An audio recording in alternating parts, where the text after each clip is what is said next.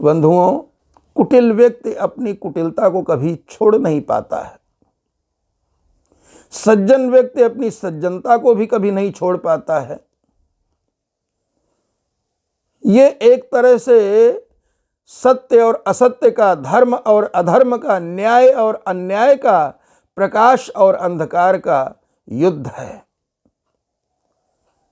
सच्चाई हारती नहीं है, लेकिन कभी कभी सच्चे इंसान को कष्ट बहुत उठाने पड़ते हैं। जिस किसी ने भी सच्चाई का मार्ग चुना है, वो इस बात के लिए तैयार रहे कि मेरे जीवन में बहुत सारी परीक्षाएं आने वाली हैं, बहुत सारे कष्ट आने वाले हैं, पर मैं हर कष्ट को झेल करके भी न्याय का, धर्म का, सत्य का पक्ष नहीं छोड़ूंगा। यही उसकी पहचान है और इसी में उसका बड़प्पन है।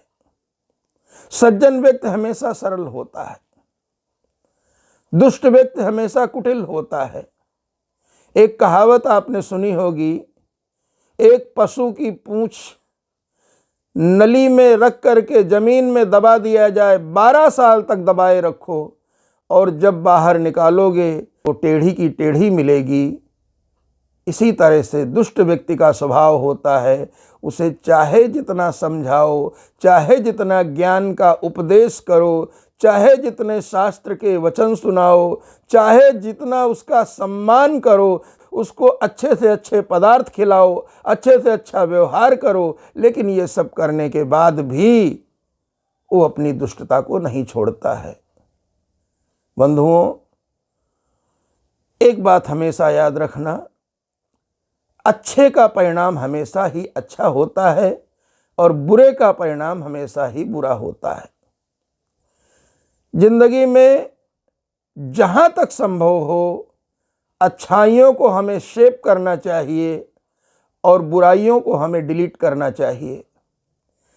देखिए, जब कोई व्यक्ति किसी खेल में अथवा चुनाव में विजयी होता है तो वी फॉर विक्ट्री शेप में अपनी उंगलियां उठा करके बताता है कि मेरी जीत हुई है। आधी लाइन ये कहती है कि अपनी गलतियों को स्वीकार करना। उसी अक्षर का दूसरा हिस्सा ये कहता है अपनी गलतियों का सुधार करना। हमेशा अपनी गलतियों का सुधार करना चाहिए, जिद नहीं करनी चाहिए, अड़ना नहीं चाहिए, अपनी बुराइयों के लिए कोई बहाना नहीं ढूंढना चाहिए और अपनी बुराइयों से हमेशा चिपके नहीं रहना चाहिए। बुराइयों को छोड़ना अच्छे होने का एक प्रमाण है। जय सिया राम।